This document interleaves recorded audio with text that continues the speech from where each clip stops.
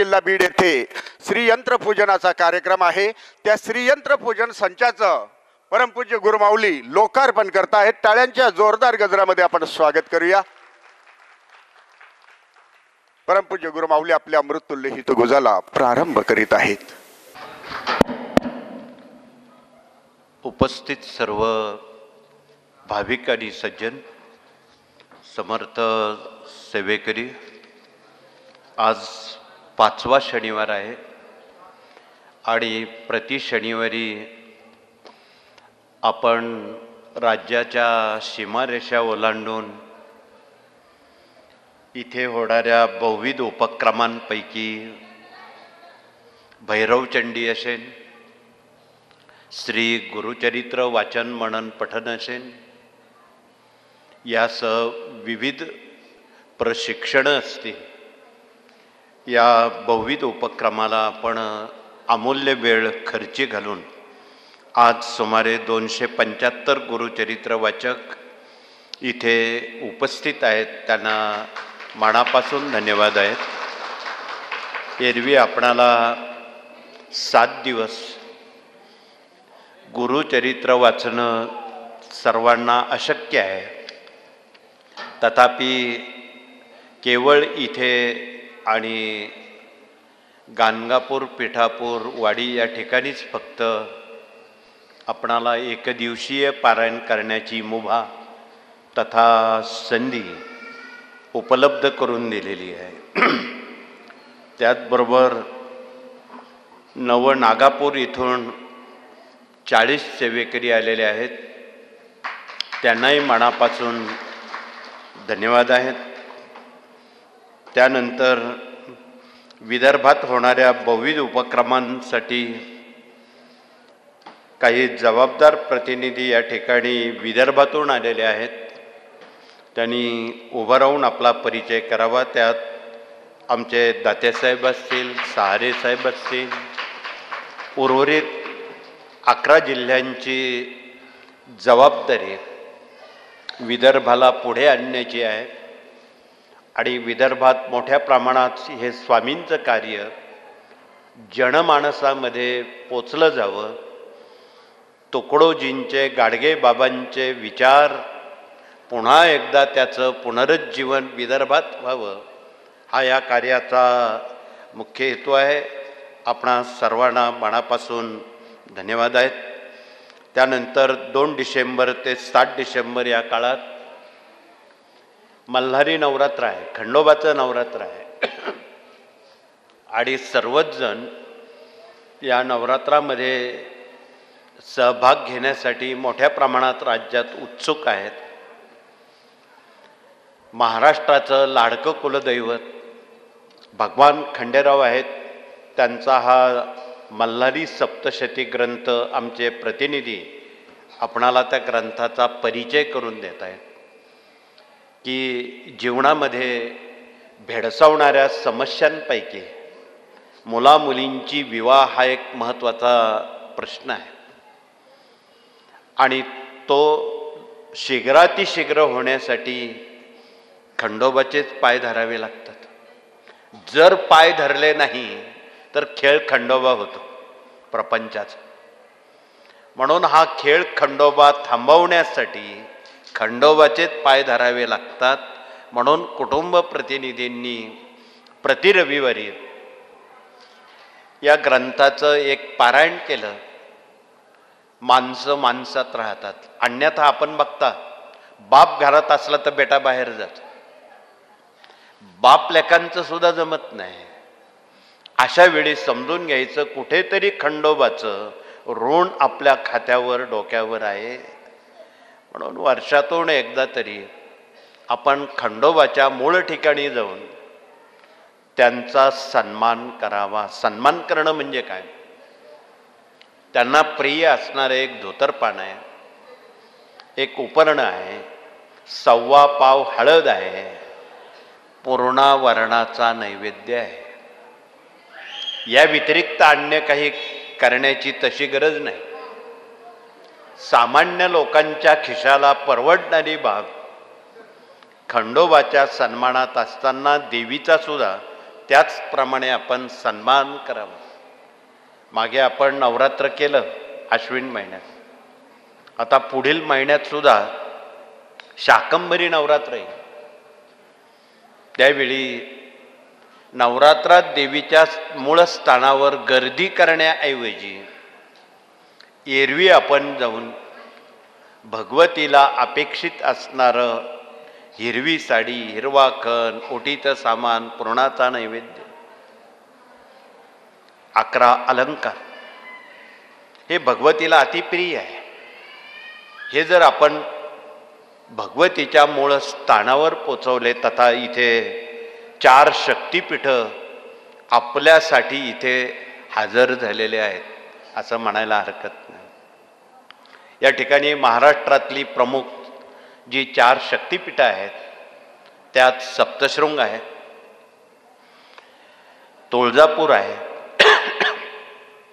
महालक्ष्मी कोल्हापूर आहे, रेणुका माता माहूर आहे, सोबत काशीचे कालभैरव आहेत, सोबत पंचमुखी हनुमानजी आहेत, स्वामी महाराज आहेत, आणि आपली तहानभूक भागवणारी अन्नपूर्णा माता पुट्टीपुरतीहून खास अन्नपूर्णा विभागात त्यांची स्थापना करण्यात आलेली आहे. हे आपणाला विदित आहे. ही 8ही पीठं राज्यातल्या सेवेकऱ्यांना आशीर्वाद देण्यासाठी इथे बसलेली आहेत. ज्यांना कुठेही जाता येत नाही अशा प्रतिनिधींनी या शक्तिपीठांमध्ये येऊन त्यांचा सन्मान करावा, त्यांचा आशीर्वाद घ्यावा. सर्वदेवम नमस्कारम केशवम प्रति गच्छते. कुठे जायचं काही कारण नाही. तथापि या काळात आपण 2 ते 9 डिसेंबर या काळात जास्तीत जास्त पारायण मल्हारी सप्तशती या ग्रंथाची आपण कृपया करावी. एकमेकाला आपण कानोकानी मोबाईलनं सांगून करावी. चांगल्या गोष्टी सांगाव्या लागतात, त्या आपण अवश्य सांगाव्यात, हे कळकळीचं आवाहन. हे संपत नाही तर 9 तारीख ते 16 तारीख डिसेंबरच्या काळात दत्त नवरात्र येते. आणि या काळात आपण राज्यात, देशात, गावात, तालुका, जिल्हा, राज्य, देश आणि विदेश एकाच वेळी श्री गुरुचरित्र वाचन मनन पठनसह अखंड जप, यज्ञ आणि नामसप्ताह करत आहोत.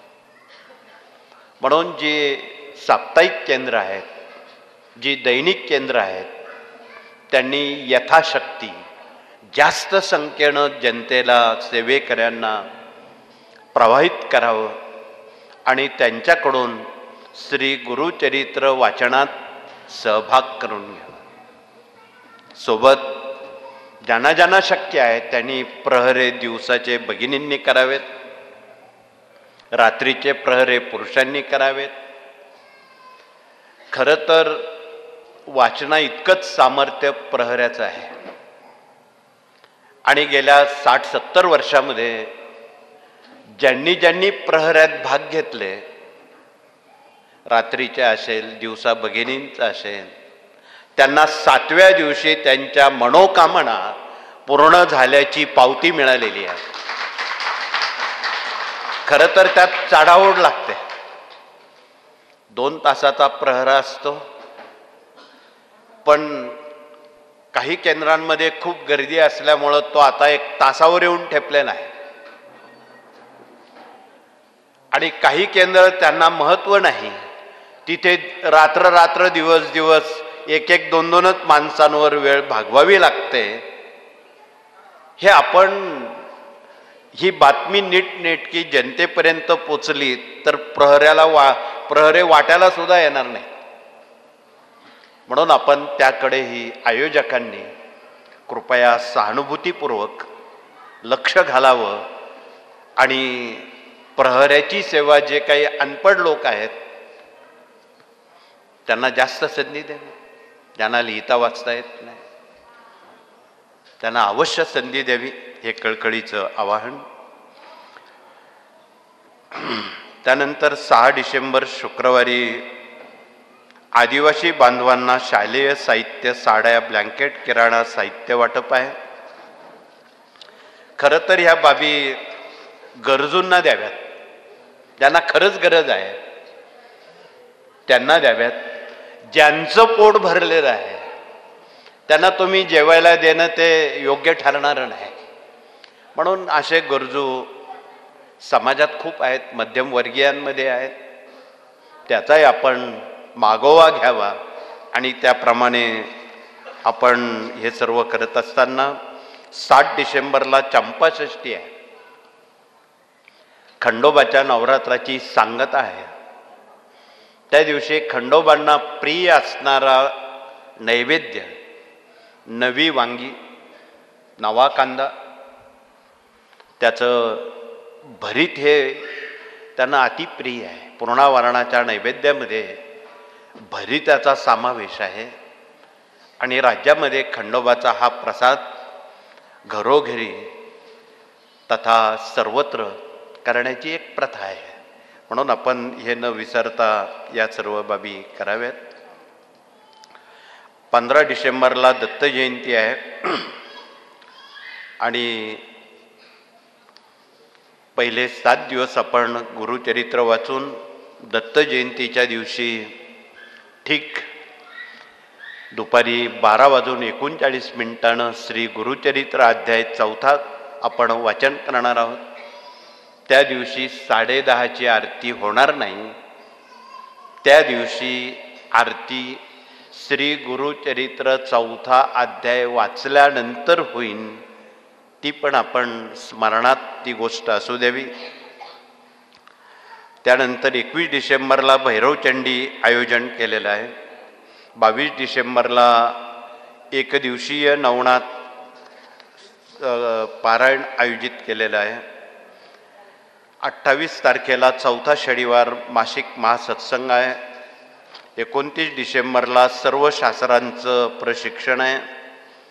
त्यानंतर 1/8/22/29 रोजी 1 तारीख, 8 तारीख, 22 तारीख, 29 तारीख सिद्धमंगल पूजेचे विशेष मुहूर्त आयोजित केलेले आहेत. येणेप्रमाणे आपण हे सर्व करत असताना आज अहमदनगर जिल्ह्यातून राहुरीहून आमचे डॉक्टर साहेब आलेले आहेत की आगामी काळामध्ये तथा नव्या वर्षामध्ये अहिल्यानगर तथा अहमदनगर जुनं नाव या जिल्ह्याच्या वतीनं एक महासत्संग घडून यावा अशी त्यांची इच्छा आहे. निश्चितपणे आपण दत्त जयंतीपूर्वी त्यांना तारीख देऊन किंवा या नामसप्तामध्ये किंवा या मल्हारी नवरात्रामध्ये जिल्ह्याला तारीख दिली जाईल आणि तोपर्यंत आपण जिल्ह्यात असणारी सर्व केंद्र, सर्व तालुके, सर्व साप्ताहिक दैनिक सेवा केंद्र या व्यतिरिक्त समाज प्रबोधन करताना जे लोक अनभिज्ञ आहे, ज्यांना स्वामी कार्याची माहिती नाही, अशा पण अनभिज्ञ लोकांना आपण त्या ठिकाणी जर बोलावलं तर ते लोक साप्ताहिक दैनिक सेवा केंद्रात भाग घेऊन नक्कीच सेवेकरी होतील हे खात्री आहे. म्हणून सत्संग करताना नव्या भाविकांचा त्यात जास्तीत जास्त समावेश असणं अगत्याचं आहे. त्यानंतर आपण 22 डिसेंबर रोजी आत्ताच पाठक नानानं सांगितलं, एक दिवसीय तालुकास्तरीय मूल्य संस्कार शिबिर आणि व्यक्तिमत्व. आपणाला ही जी कोवळी नवी पिढी आहे, उद्या या देशाचे ते आदर्श नागरिक होणार आहेत, आदर्श सेवेकरी घडवायचे आहेत, निर्व्यसनी बनवायचे आहेत. वृद्धांचा वृद्धकाल सुखात जाण्यासाठी त्यांना श्रावण बाळ आणि पुंडलिक बनवायचा आहे. तो दिवस आपण निश्चित केलेला असून आगामी 22 डिसेंबर 24 रोजी देशात आणि राज्यात आणि जगामध्ये एकाच वेळी सर्व केंद्र प्रतिनिधी प्रशासकीय प्रतिनिधींच्या जबाबदारीनं सर्व केंद्रांवर त्याचं नियोजन करणार आहेत। 22 डिसेंबर मागच्या वर्षी सुमारे 67 लाख विद्यार्थ्यांनी त्यात भाग घेतलेला होता। आता काही कोटी लोकांनी त्यात भाग घ्यावा, मागचा आकडा तसा 67 लाख हा कमी नव्हता, परंतु आता त्याच्या दुप्पट तरी आपण ही शिबिरामध्ये नव्या पिढ्यांना उत्तेजित करण्यासाठी, प्रवाहित करण्यासाठी, चांगले संस्कार करण्यासाठी, आदर्श नागरिक बनविण्यासाठी हा सारा खटाटोप या कार्यातून आहे। सोबत या ठिकाणी आमचे बनसोडे काका आलेले आहेत। या वयातही जिद्द, सचोटी, पारदर्शकता या सर्व गोष्टी पाळून मराठवाड्यात सध्या रथयात्रा चालू आहे आणि मराठवाड्यात वाढता प्रतिसाद लक्षात घेऊन असंख्य भाविक लोक रथयात्रेची मागणी करतायत। एवढी मागणी आहे की आपण प्रत्येक गावी जाऊ शकत नाही।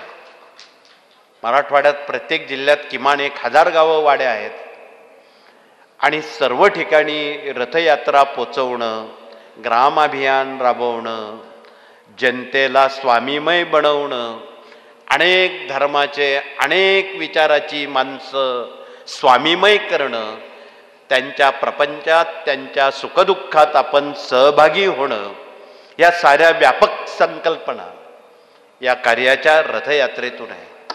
दुसरी रथयात्रा आपण त्र्यंबकेश्वर ते गिरनार ही सुरू आहे। सध्या गुजरातमध्ये सुरत जिल्ह्यात त्या रथयात्रेला खूप मागणी आहे।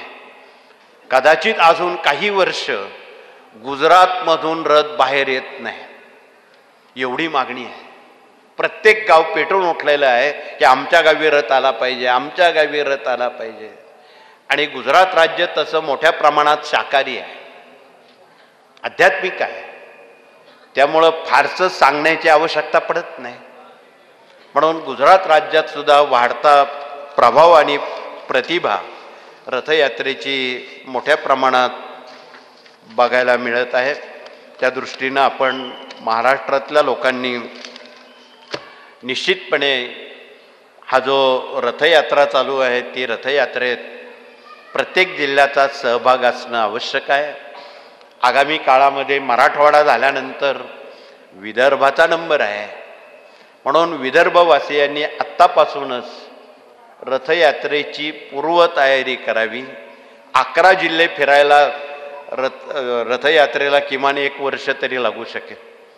म्हणून त्या दृष्टीनं या सर्व बाबी, जनतेचं कल्याण, हरवलेली मनशांती, इच्छित असणाऱ्या मनोकामना पूर्ण होण्यासाठी हा सारा खटाटोप या बहुविध उपक्रमांपैकी सेवेकऱ्यांच्या ग्राम अभियानात स्थिरावलेला आहे।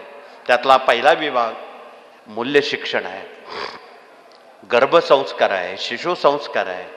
पैकी आज या विभागात काम करणारे गुरुजन प्रतिनिधी, भगिनी आणि पुरुष प्रतिनिधी आलेले असतील, त्यांनी उभं राहून आपला परिचय देऊन उद्याची भावी पिढी कशी असेल त्या दृष्टीनं काही ग्रंथ साहित्य विद्यार्थ्यांपर्यंत देण्यात येतंय आणि ग्रंथ समजले तर संत समजतील आणि संत समजले तर भगवंताकडे जाता येईल।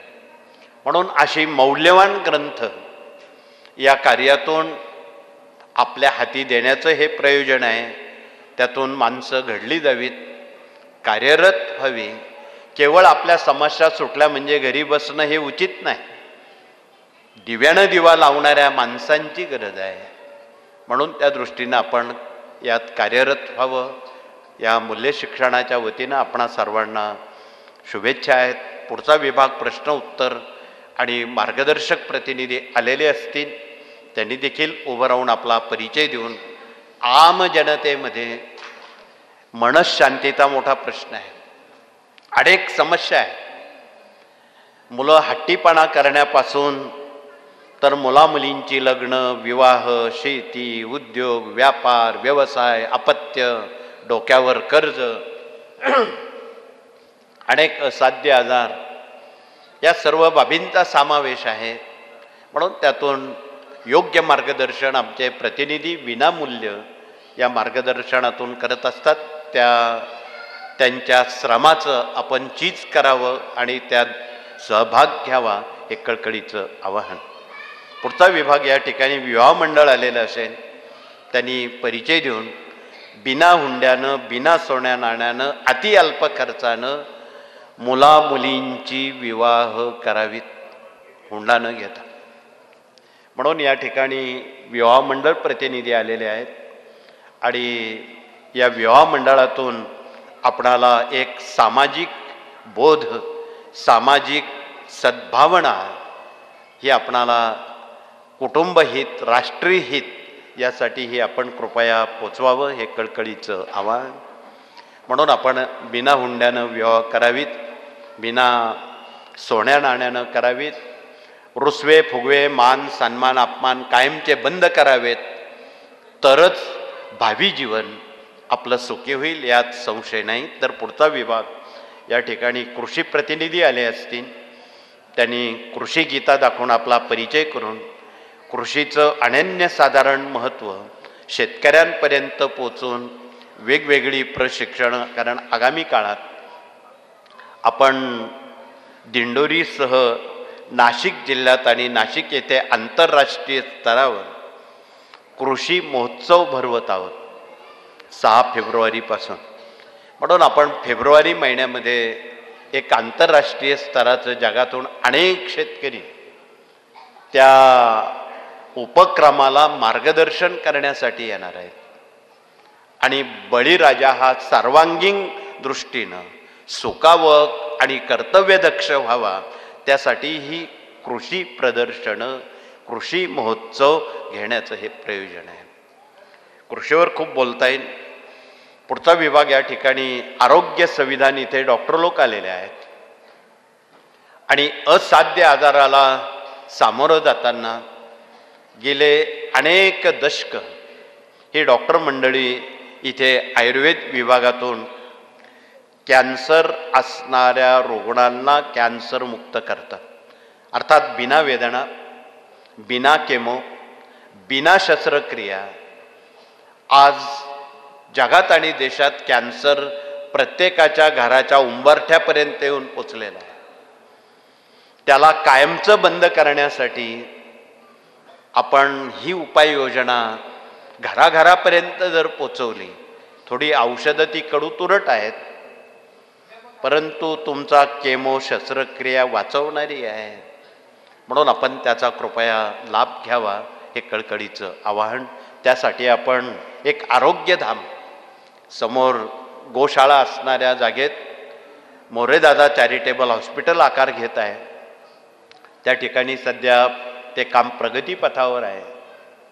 केवळ प्रगतीपथावर चालणार नाही, तर आगामी काळात सिंहस्थापूर्वी ते कार्यरत व्हावं आणि असंख्य रुग्णांना त्याचा लाभ व्हावा, असंख्य सेवेकऱ्यांना लाभ व्हावा ही कळकळीची आणि प्रामाणिक इच्छा आहे. म्हणून आपणाला निवेदन आहे की आपण केंद्रांची थोडी बांधकामं बाजूला ठेवा, काही दिवस थांबवा आणि आपण सारी एनर्जी त्या हॉस्पिटलकडे वळवा, तरच हे शक्य आहे.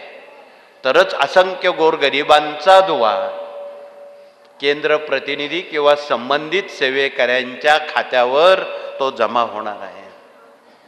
म्हणून आपणाला हे कळकळीचं आवाहन आणि नियोजन आहे.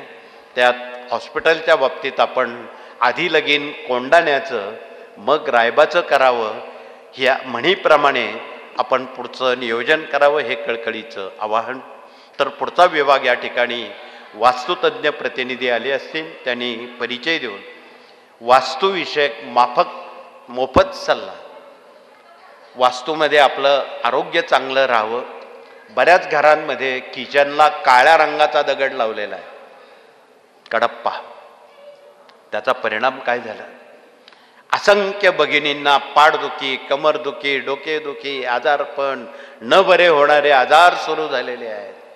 डोक्यावर कर्ज वाढत आहे. म्हणून कृपया तो दगड तोडफोड न करता त्याला पिवळा किंवा पांढरा ऑइल पेंट दिला, ही दुखणी थांबतील. इतकं सोपं आहे. घरात बंद पडलेली घड्याळं असतील, घरात फुटलेली भांडी, तुटलेल्या चपला, फाटलेले कपडे, हे डोक्यावर कर्ज वाढवणाऱ्या बाबी आहेत. हे भगिनींपर्यंत तुम्ही भगिनींनी पोचवलं तर त्यांनाही निश्चितपणे त्याची चांगलीच अनुभूती येईल, यात दुमत नाही. म्हणून ह्या साऱ्या बाबी जनकल्याणाच्या, मानव कल्याणाच्या, कुटुंब कल्याणाच्या आहेत. त्या आपण कृपया जनतेपर्यंत सहानुभूतीपूर्वक पोचवाव्यात, हे कळकळीचं आवाहन. पुढचा विभाग, या ठिकाणी कायदेशीर सल्लागार आणि प्रशासकीय कामकाज प्रतिनिधी आणि त्यांच्यासोबत दुर्ग अभियान प्रतिनिधी, देशविदेश अभियान प्रतिनिधी, स्वयंरोजगार प्रतिनिधी यासह याज्ञिकी प्रतिनिधी, या सर्व प्रतिनिधींचा समावेश आहे. आणि ही सर्व माहिती केंद्रामध्ये गावनिहाय आपण पोचवावी, त्यात कृपया संकोच नसावा. खरं तर प्रत्येक मारुती मंदिरात गावागावांमध्ये भूकंप यंत्र आणि तो मारुतीचा ध्वज लावला तर येणारी जी वादळं आहेत, भूकंप आहेत, मोजून 3 मिनिटात थांबतात. म्हणून हा राष्ट्र कल्याणाचा मार्ग आहे. आणि राष्ट्राचं जर खऱ्या अर्थानं कल्याण करायचं असेल तर या कार्यातले हे 18 विभाग जनतेपर्यंत आपण मन मोकळेपणानं सांगावं.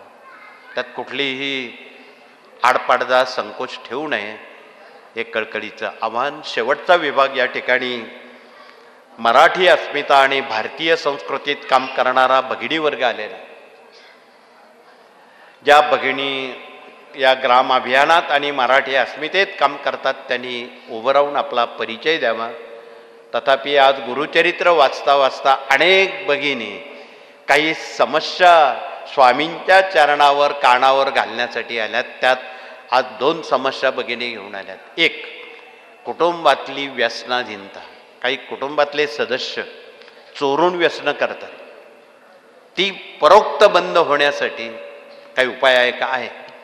तुम्ही शंकराच्या पिंडीवर तथा रुद्रयंत्रावर महिम्न तथा रुद्राचा पाण्याचा अभिषेक करून ते तीर्थ त्यांना जर 1 महिनाभर दिलं, 40 दिवस दिलं, 40 दिवसात सुंटे वाचून खोकला जाईल. कुठेही तुम्हाला जायची गरज नाही. घर बसल्या त्यांना निर्व्यसनी बनवण्याची ताकद, शक्ती, आशीर्वाद स्वामी देणार आहेत.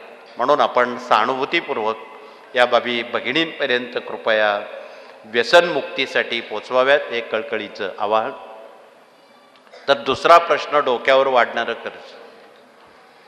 उत्तर आहे श्रीयंत्र. हे श्रीयंत्र आहे. आपण याचा जो 21 जानेवारीला आत्ता मागाशी सांगितलं की श्रीयंत्राचं पूजन, मंत्रपूजन परळी वैजनाथला ठेवलं, जिथे भगवान शिवाचं शक्तिपीठ आहे. जवळच भगवतीचं शक्तिपीठ आहे अंबेजोगाई. अशा दोघांच्या सरहद्दीवर 21 जानेवारी रोजी सेवेकऱ्यांना समृद्ध करण्यासाठी, आपलं जीवन समृद्ध व्हावं यासाठी श्रीयंत्राचा आपण कृपया वापर करावा आणि ते सर्वांनी त्यात सहभाग घ्यावा, अशी उपेक्षा सर्वांची आहे. ती अपेक्षा पूर्ण करण्यासाठी आपण 21 जानेवारीला परळी येथे हा जाहीर उपक्रम, मोठ्या प्रमाणात काही लाख भाविक त्या ठिकाणी या उपक्रमाला हजेरी लावून सहभाग घेणार आहेत. ज्यांना ज्यांना शक्य आहे इथे आलेल्यांना, त्यांना ती द्वारं खुली आहेत. म्हणून आपण श्रीयंत्राचं अनन्यसाधारण महत्त्व आम जनतेपर्यंत कृपया पोचवा. त्यात संकोच मनात ठेवू नका. सगळेच जर लोक समृद्ध झाले तर त्यात हरकत काय आहे? म्हणून आपण हरकत घेऊ नये, सर्वांना संधी द्यावी. सर्वे संतु निरामया या उक्तीप्रमाणे, पसायदानाप्रमाणे ज्ञानेश्वर भावंडांचे विचार, संत श्रेष्ठ तुकाराम महाराजांचे विचार तथा संत मालिकेचे विचार या निमित्तानं आपणाला जनतेपर्यंत पोचवण्याला एक नामी संधी आहे. मी अधिक वेळ आपला घेणार नाही. आपण सकाळी 8 वाजेशी आलात आणि मनाजीराव फार वेळ आपल्या जागेवर थांबत नाही. अनेक मान्यवरांनी आपल्या मनोगतात आपणाला जागेवर बसण्याचा प्रयत्न केला. या निमित्तानं आपलं मन जागेवर राहील. हे सर्व ठीक आहे, पण मनाजीराव फार वेळ जागेवर राहत नाही. वेळेत घरी पोचणं, पुढची कामं मनाजीराव आपणाला आधीच सांगतात. म्हणून वेळेला विराम करण्यापूर्वी आपण दत्त जयंती नामसप्ताह आणि मल्हारी षडनवरात्र याच्या पूर्वसंध्येला सामोरं जात आहोत. ही दोन्ही नवरात्र आपल्या सर्वांच्या हातून महाराष्ट्र राज्याच्या वतीनं आणि देशाच्या आणि जगात होणाऱ्या या दत्त जयंतीच्या उपक्रमाच्या वतीनं हा सर्व उपक्रम यशस्वी व्हावा. स्वामींचा आशीर्वाद, भारत मातेचा आशीर्वाद, सर्व शक्तिपीठांचं, ज्योतिर्लिंगांचा आशीर्वाद या सर्व उपक्रमाला मिळावा आणि सर्व जगाचं, देशाचं सर्वार्थानं कल्याण व्हावं, सर्व कुटुंबियांचं कल्याण व्हावं अशी अपेक्षा बाळगून पुनश्च आपणा सर्वांना शुभेच्छा, धन्यवाद देऊन होणाऱ्या उपक्रमात आपला सहभाग असू द्या. त्यात ग्राम अभियान आहे, रथयात्रा आहे, आवडेल त्या विभागात कृपया आपण सहभाग घ्या.